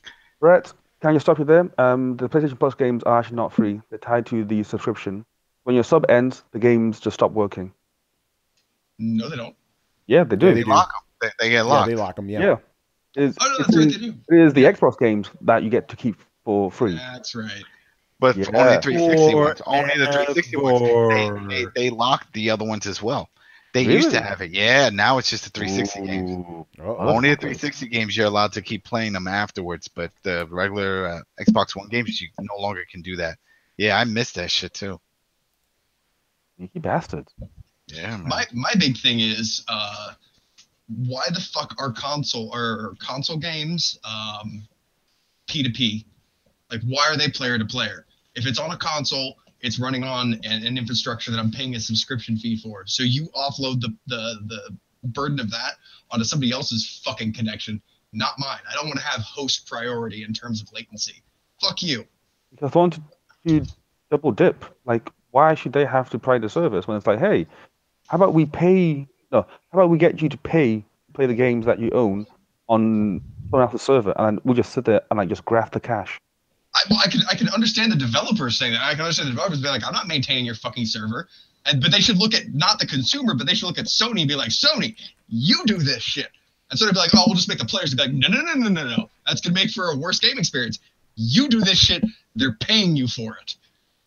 That's my only big gripe. Like, I don't mind paying for the fee, but it's that for some reason developers want to make player-to-player connections, which it's just an inferior way to do gaming. It's just Not even just matchmaking, just any kind of gaming. It's just worse. Stop it. It is inferior, but it does have one pro, which is the servers can never be shut down. Because if it's peer-to-peer, then you bypass the whole need to connect to an external server.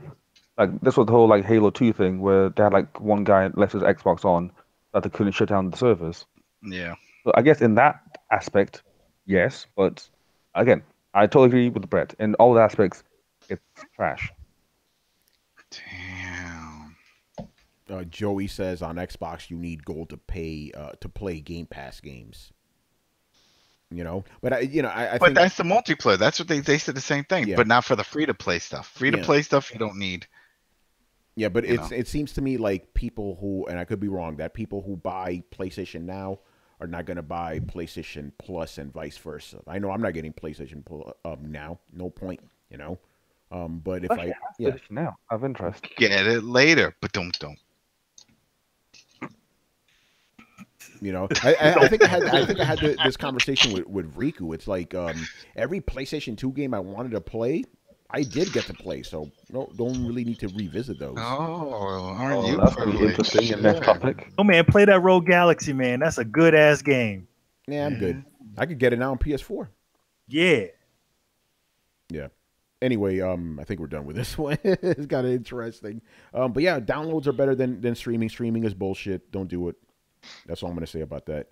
All right. Speaking about PlayStation, to see where this one goes. So PlayStation announced the PlayStation Classic, which it's basically fucking their answer to the Super Nintendo Mini. You know, it's a mini PlayStation with 20 PlayStation games. Do you remember when they did the mini PlayStation? Yeah, remember that? The funny thing about it is that this new PlayStation is exactly the size of the mini PlayStation they did. The last mini PlayStation, you know, the rounded one they did during the PlayStation 2 era, like the end of the PlayStation 2 era. Yeah, it was. I remember that one. Yeah. That was actually a really good little console. I remember that one. But yeah, by the way, the reason I want to bring this up because I find it funny how some people are like, "Oh, you guys are just ripping off Nintendo." It's like, okay, so that means they shouldn't do this then? It's obviously they're ripping off fucking Nintendo. And it's obvious Nintendo was ripping off of Sega because Sega was the first one to have one of these, you know, repro consoles, the official repro consoles out. Yeah.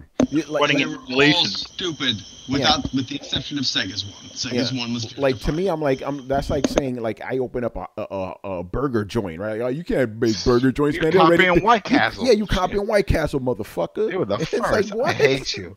Take your Burger Prince and go back to Canada. You heard that they left. They're Canadian now.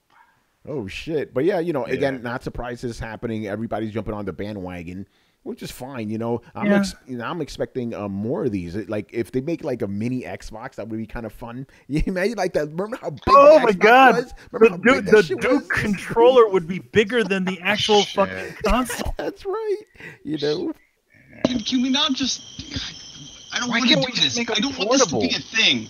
I just want virtual consoles for all systems. Is that like this is just going to be like, well, why should we sell a digital copy when we can just keep making money off of these little, you know, mini runs of classic consoles? I don't need another goddamn thing to hook up to my TV. I already own a fucking PlayStation. Well, Brett, you can buy another PlayStation for like these old games that you can play on your current PlayStation. Yeah, why being cheap? Get another TV. Shit, damn, just get two TVs. Brett. Yeah, by the way, I just want to say this, Brett. You said, I hope you don't make it a thing. Already a thing. Nintendo made it a thing. Like, it's already become a thing. Like, it's broken out of Nintendo and it's infected the others. And by the way, airborne. And I just pre-ordered my PlayStation joint tonight. Oh, please. Oh, God. It's not even worth it, man. It is not even worth it. I want the system. I don't play these fucking things, but I like having them. God damn it! You know, it's. David, what's going on, brother? He's like, what the fuck? The hilarious thing is because I'm thinking of like, you know, like I'm looking at this new mini and I'm thinking like, man, I really want the miniature PlayStation that they made about 20 years ago. Yeah. By the way, I like that little round one that they made. Yeah. By the way, quick shout out to David Giltinen, who's joining us via Periscope, and he brings up a good point. He goes, "If you make an Xbox Mini, it would just be the size of a normal console." There you go. No, why can't? Why the thing is with these? Why don't they just make them all portable? That's all. Just make a portable one, little portable device, and then you could just portable. You can stick them in your bag. No. You have to plug them into a TV. So I'm talking about just like a little plug and play, baby. Plug and play. Like a Game Boy. Like a Vita or Game Boy, something like that. Just do it that way. Then you could find a way to make it dock to a regular TV, so you could play. Yeah, I know a company that did that shit. And then you go, suck it, company that did that before. We're doing it anyway. There you go. Exactly. Just like Nike and Puma. Everybody makes sneakers now. Did you know that shit? All right, Brett, I got a question. I got a question for you, man. Because you're obviously against these. What if they made a Dreamcast Mini?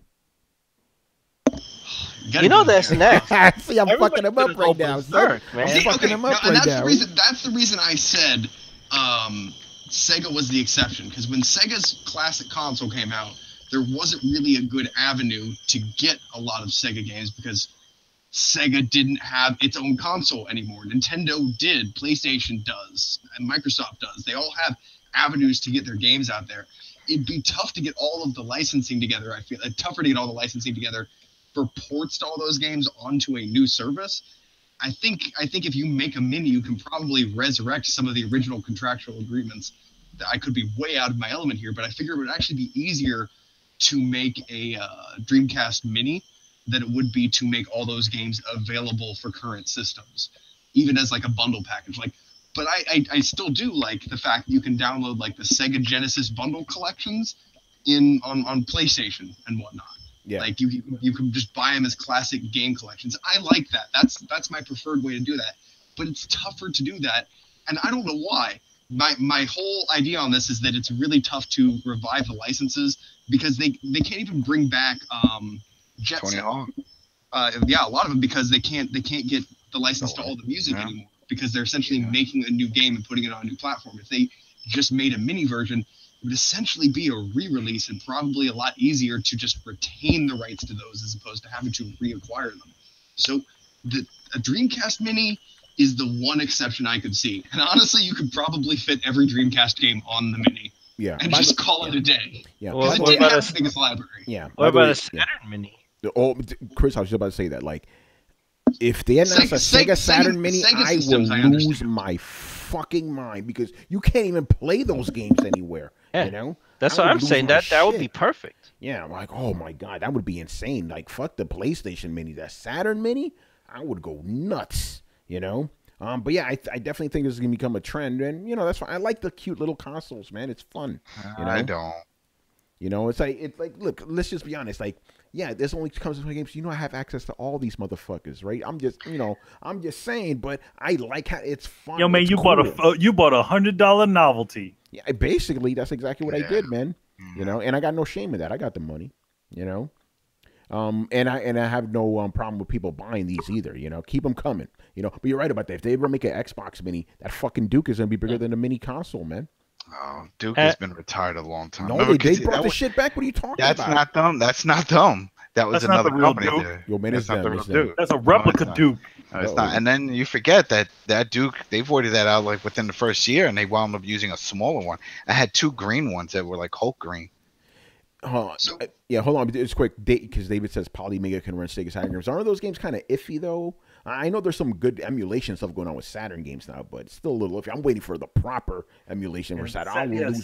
Saturn also, it's been like they only just recently, cracked the code of Saturn. The Sega Saturn was had the cell processor of its day. If you think about it, crazy shit to program for, you know?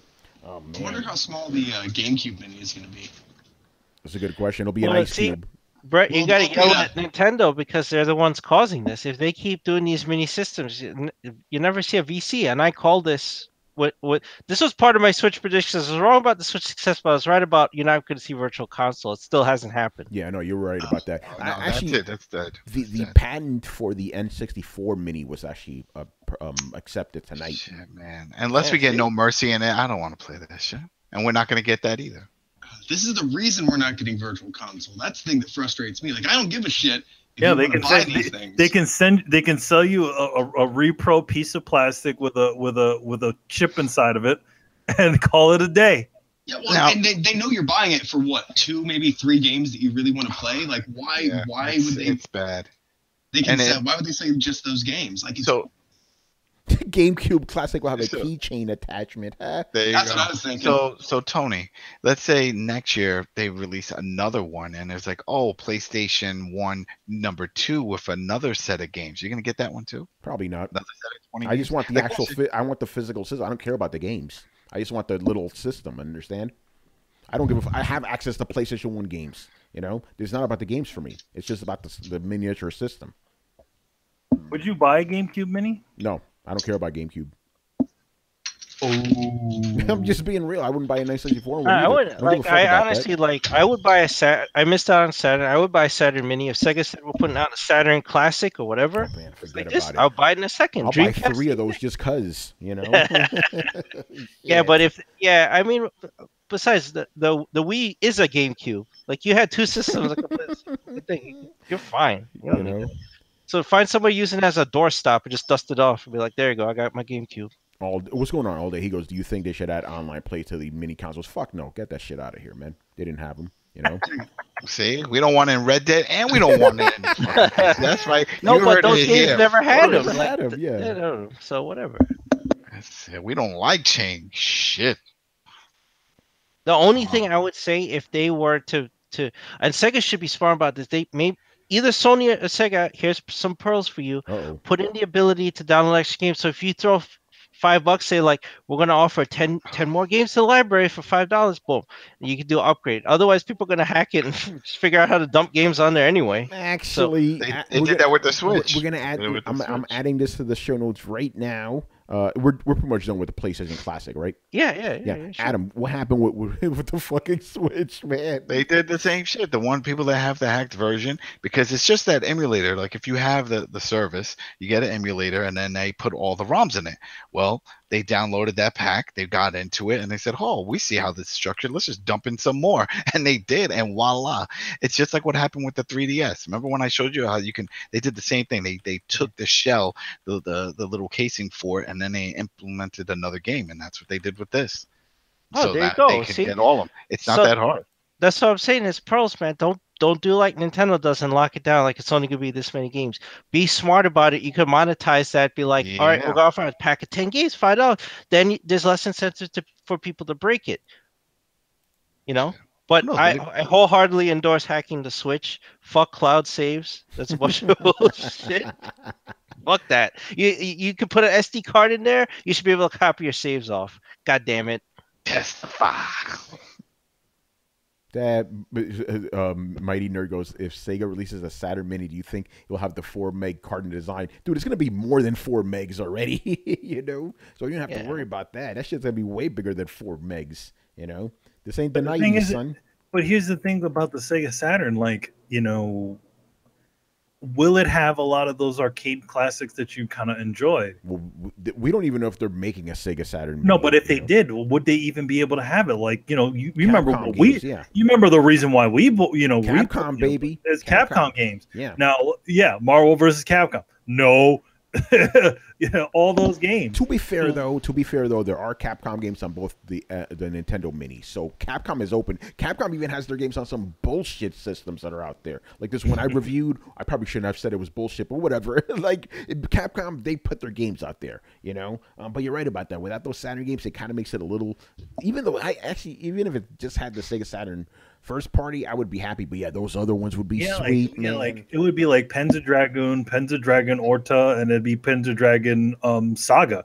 But those are all Yeah. Sega games. Yeah, so they that's can right. do that. Yeah. Virtua Fighter, you would have that Sega Rally Championship, Daytona. So yeah, if Burning they just Rangers, Clockwork if they just stuck it to all just Sega games, it might be cool. Fighting you know? Viper. Well, I'm telling you, I would be happy as a motherfucker. Well, let me ask this, and I don't know why, but I feel like Chris might be able to answer this the best. Hold on, before you go, David goes PlayStation Classic tagline. Sony does what Nintendo does. Pretty much. Brilliant. Well, pretty much, you know, because you know, they were going to be the Nintendo back in the day. Yeah. Anyway, go ahead, Fred. That was just brilliant. Thank you, David. We gotta get this man back on Throwdown, man. I love that dude. Anyway, go ahead. Okay, so I know when a company like Sony signs a contract with a game and a game developer to release a game, it's for release on that platform, right?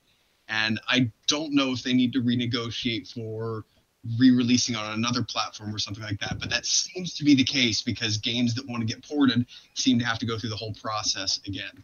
So my question is, and I don't know why, but I feel like Chris, you know about this stuff, I think more than the rest of us. Is that going to fall under the same contract if you make a different delivery system of the same platform? So like if you made a Saturn Mini, would you still be able to retain the contractual obligations of everybody who released on that platform, because technically it's still the same platform even though it's in a different variation? Because I know that. Go ahead. It's not going to be, because even though you have a ROM pulled from the disk, they're gonna say it's a digital game, which is different, because when the contracts were made, there was no such thing. Your game was on a disc, right? It was pressed on a disc. I had to go to a manufacturer. So the rights change when it goes from a physical medium to digital medium. And that's what you're going to have that case here. So you're going to have to go to the publishers and the license holders and renegotiate all that stuff, right? Which makes it hard. I remember this because on the Wii Virtual Console, they would have those issues. Like, how do we find the people who represent Hudson Soft and all that shit, to put their games on there? So Sega might have those headaches, but fortunately for them, right? Like Tony was saying, their first party library was very strong, so they could lead off with that and then go try to negotiate that stuff. Because a lot of older publishers that don't exist anymore, there's asset holding companies and hedge funds that buy up the properties, hoping to license them out. So you have to go deal with those guys. Now they might try to gouge you, and then sometimes you don't get deals. Nintendo doesn't deal with a lot of those guys, so you don't see a lot of those games come back. But I mean, they may be able to do something. So yeah, like for example, here's one I was thinking about right now when you said companies are no longer around. Working Designs, right? They made the vast majority of those Sega Saturn JRPGs. That company doesn't exist anymore. So how do you get the They rights? localized a lot of those games. Yeah, exactly. Like Lunar and a bunch of other games. So I would see, like, because like I said, when companies fold like that, or they get sold up, or they get bought up, right? Yeah. So somebody could have absorbed them, right? Like a Capcom, Konami, or whoever absorbed them. They could have gotten eaten twice, or a hedge fund or asset holding company bought the rights to all their library. Yeah. Basically, when they folded. So you got to find out who holds that, right? Who holds that library, and then try to negotiate licensing the library to put on a classic system. Yeah, I think with and Chris, you could correct me on this. Didn't Nintendo own the rights to all the games that were on NES? That's why they're able to kind of just put them out there without any real issues. No. Like, No, didn't they kind of own them? Wasn't that the deal? It's like we own the rights to this or something like that. Oh, it was tricky because they had to approve of every game that launched on the system, which is where they would run into slippery slopes like 10 Gen, that was just Atari, to put out more games on the system, because they were trying to avoid the problems that happened before with the crash of '83. But they didn't really own any of those games. That's where the Splatterhouse debacle came in, that Namco decided to circumvent them and go to Sega. It's like, oh, fuck it, we'll do what we want. And Nintendo threatened them, like, we'll never publish another one of your games unless you do what we want, right? So they strong-armed a lot of people because they had clout. That's different from owning the titles, right? Like, there's plenty of stuff put on NES that they don't own. They don't own Batman the video game. Sunsoft made that, right? Gotcha. So you'd have to go to Sunsoft's holding. Okay, 'cause I was under the assumption that because of their shady deals, like every game released on Nintendo, they own that shit. So okay, I'm glad to know that was the case. That's why you don't see a lot of certain games haven't come back, because whatever reason you can't put them out again. Otherwise, you'd always see those same, like, almost 1,000 games pop out on there. If they did that, they could have done that, they would have. But, like, I never see Blades of Steel come back. That stuff. Steel. Yeah. By the way, I know some people were talking about the N64 or whatever, like, or they're hyped about the the mini or whatever, but I'm like, well, aren't you going to be missing a bunch of games because Rare, what I'm saying? Nintendo doesn't own them anymore, No, and then they would have those games are all on Xbox. So would they approve that? Would they approve of those games coming out there? They probably won't. Yeah, but then again, here's the who knows? Yeah, because now Microsoft and Nintendo are talking a little bit. They're playing. Maybe something like this could actually happen. Maybe they signed a little bit of a deal. It's like, hey, listen, you know what? Since we're talking a little bit here, and we hate fucking Sony, let's put some of these rare games that were once on this thing. Yeah, that means a Donkey Kong Country could appear on there. The 3D Donkey Kong and Banjo-Kazooie. Yeah, but then again, they do have Star Fox. No, that wasn't rare, was it? Star Fox? Star Fox 6, the Star Fox Adventures is rare. Okay, because I know they have Donkey Kong on the SNES Mini. And that's a Rare game. Or developed by Rare. So it's interesting. By the way, speaking about license, this is kind of off topic, but still on it, because I reviewed the Capcom Classics beat 'em up collection or whatever, and I'm like, hold on, this isn't every Capcom beat 'em up game. And then when I started going down the list of the games that are missing, I realized a pattern, and you guys are going to notice it right away. These are the beat 'em ups that are not on the collection. Oh, the Marvel ones. Yeah, the Punisher, Cadillacs and Dinosaurs. The 2 Dungeons and Dragons games, Alien versus Predator. They're all licensed games. That's the thing, So licenses that can get a little tricky, I bet Capcom was like, "Oh, we don't want to deal with this shit," Oh, they did. They did release the Dungeons and Dragons game on PS3. They did, yeah. That came bundled with Final Fight, but this one has Final Fight and no, that wasn't bundled with Final Fight. Magic Sword was bundled. Oh, Magic Sword. That's right. Wasn't that Dungeons and Dragons Magic Sword? No, Mr. Mysterio was by itself. You're right about that. But anyway, my point is if Sega's going to run into that, potentially going to run into that same problem with some of these games, if they release a potential Sega Saturn Mini, they probably are going to run into it. It's just they probably have to pick and choose as to which ones that they will bring over. Yeah, it's crazy, man. But Switch got already. Apparently, you could just put your ROMs in there. It's like, damn, that's crazy. Well, it was already kind of hacked, so they kind of just busted the door even wider open. They rehacked it. All right. This one a little bit of a down note, but we gotta talk about it. So Capcom has closed down the Dead Rising studio. Yep, Capcom Montreal, the guys that did the Dead Rising games, they are gone. Is it in Vancouver, Manny? Vancouver. Yeah. Wrong Canadian city. Sorry, wrong Canadian city. Sorry, Canadian fans. Yeah, it's unfortunate that they had to close it. I mean, the theory is that it's just because of the cost of having a studio in Vancouver is one of the reasons they probably closed that studio down, and probably because the Dead Rising games are kind of on the downswing. Yeah, a little bit. Yeah, pretty much. They seem like they've been dropping. I don't know if it's just serious fatigue, but they seem to drop in scope and quality as they went on. Was there a change in development team somewhere along the line there? No, I mean, other than I think the first Dead Rising game was developed by their Japanese studio, and then the later ones were developed by a Western studio, Vancouver. Was Dead Rising 3 ever ported? That was on Xbox. Yeah, that was an exclusive. They paid for it. That's exclusive. Microsoft paid for that game, so. I think that was the thing that killed him, probably. Yeah, by the way, because if they would have done. No, go ahead. Sorry. Before it took a while to get ported. Yeah. Go ahead, Brad. I'm sorry. Go ahead. If it had been multi-plat, then I think it would have been much more successful. Well, the last one was one. It showed up late on PS4. It came a year later. It took a while. It was a year. Yeah, it was a full year. It was a time exclusive. Yeah, it was a time exclusive. That will kill a game on consoles, as I think. I think there's been a few times where games where then again there was the whole Tomb Raider thing, which kind of runs contrast to that. Yeah, Tomb Raider, that's the weird thing about Tomb Raider. They don't do well at the beginning. They do well later on, But yeah, I think everybody just figures out, oh shit, that was a good game. It's like, oh shit, you got a Tomb Raider out there? Yeah. But this is crazy, by the way. So 158 developers lost their job. Yeah, man, that's a lot of people. They didn't absorb them into any other. No, because officially, I don't know how many actual game development studios Capcom actually has in the outside of Japan. Outside of Japan, yeah, I think I think they're, to be honest, it sounds like they're pulling it back. They're kind of playing it close to the chest and pulling everything back to Japan. That's what it sounds like to me. Could be. Yeah, definitely not good when this type of shit happens. Especially like we see games like Monster Hunter, right? Which is like one of their biggest games right now.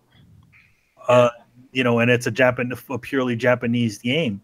I think this might be a sign of that, where they're just kind of like, well, these Dead Rising games were not doing very well. The studios, it's expensive to have this studio in Vancouver, so it's Japan. Maybe they offered some of those developers some work out in Japan. Who knows? I don't know. Yeah, and remember, just because the studio shut down doesn't mean Dead Rising is going anywhere. They may go back to just have Japanese guys make the franchise again. Yeah, it's possible. They just might have it developed internally. I mean, it's sad because it's like, you want to see that these companies have arms out in a little bit more places than just Japan, but that's just kind of the way it goes. Yeah, well, this might be the first of a trend, because this is the first studio that I know of in Canada that got closed. Because remember, so many studios are popping up in Canada. Yeah, well, they did also close the other BioWare studio in Canada as well. That was in Canada. Yep, BioWare is a Canadian studio. Yeah, Joey says Dead Rising 3 was a console exclusive with Microsoft publishing it on Xbox. Capcom published it later on Steam. All right. Dead Rising 4 was not published by Microsoft, but it was a year later, time exclusive. Yeah. Mm-hmm. Yeah. Hey, Chris. Yep. Why do so many of these big development companies choose to locate themselves in incredibly expensive cities?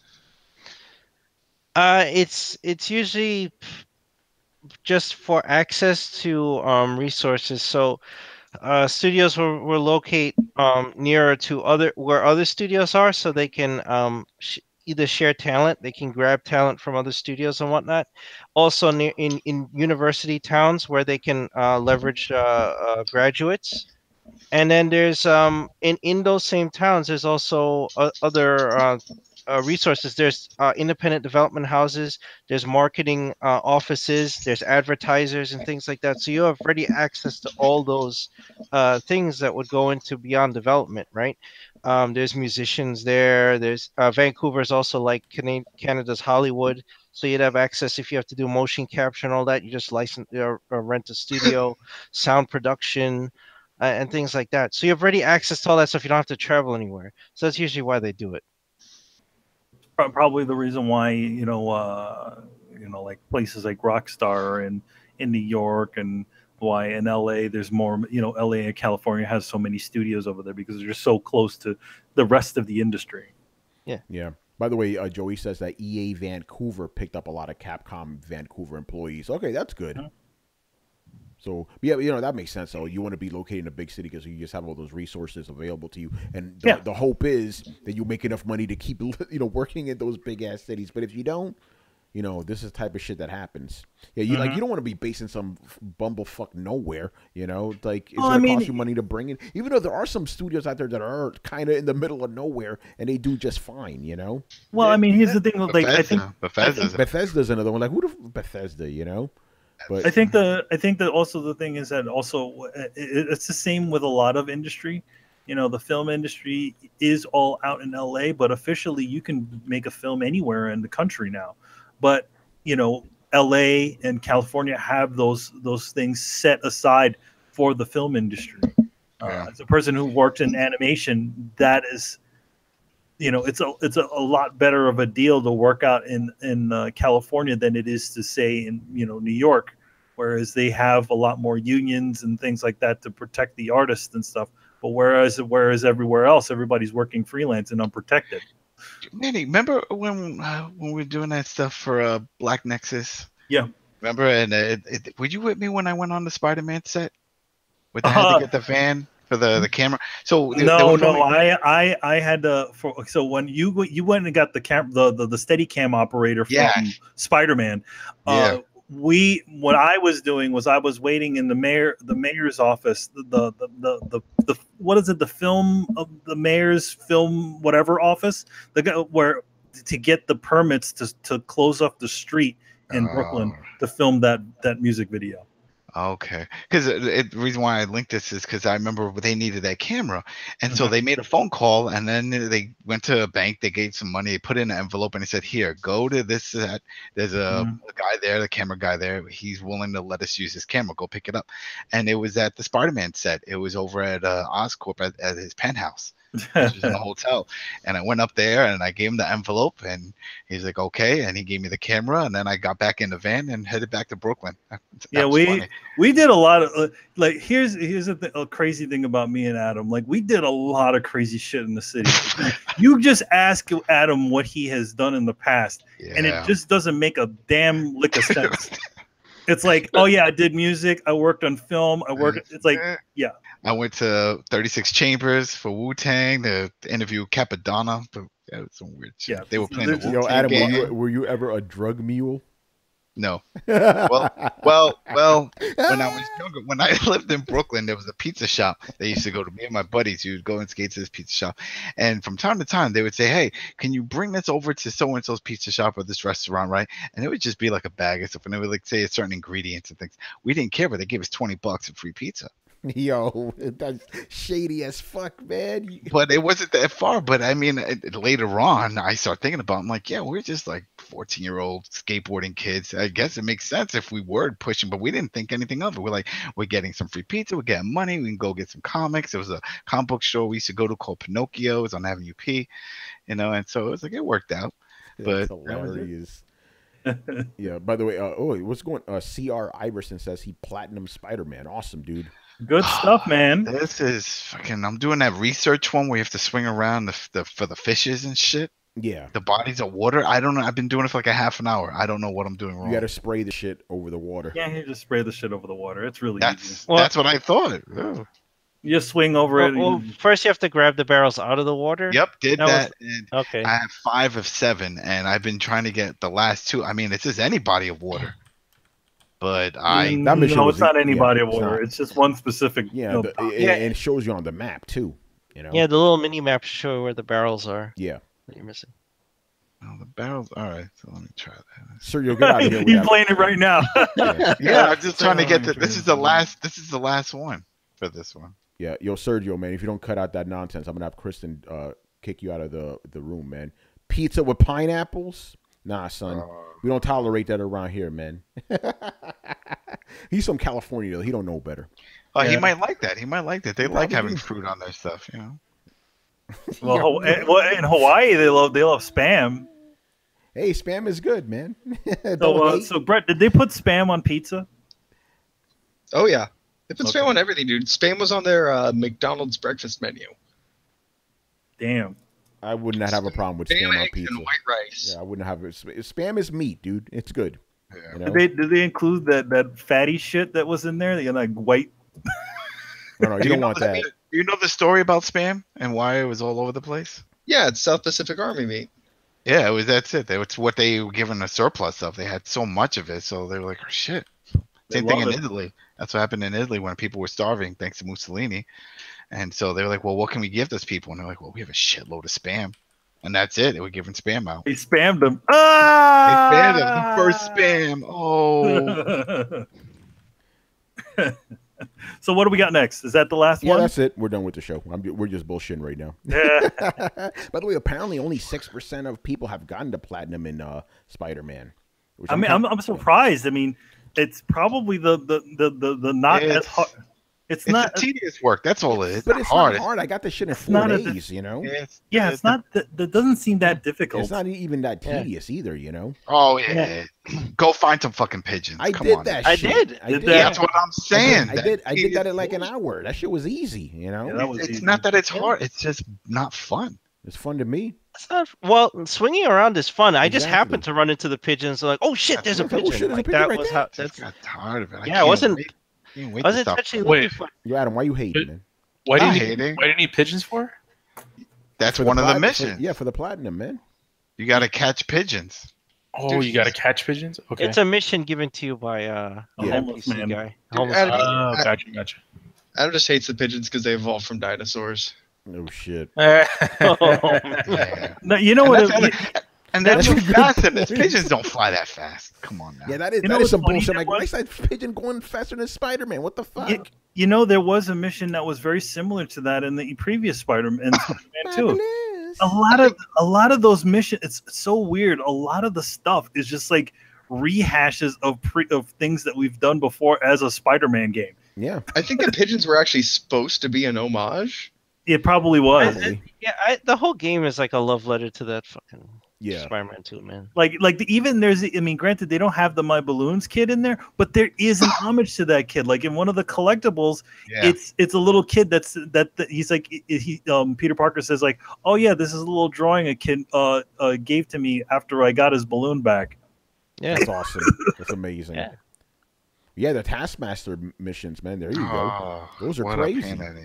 I did think the challenge missions were a pain in the ass. I agree with that. Oh yeah, the challenges are, you know. And you have to get spectacular on them. I did one. I got a spectacular. I didn't. Then there was some other sneaky one. I was like, I haven't got time for this. Yeah, there was a couple that I had to. The stealth ones, I got the spectacular really fast. Yeah, the stealth. I mean, granted, I haven't played it, but I'm good at stealth. Yeah, the same thing happened to me in Batman Arkham. The stealth missions, I got those like nothing, you know.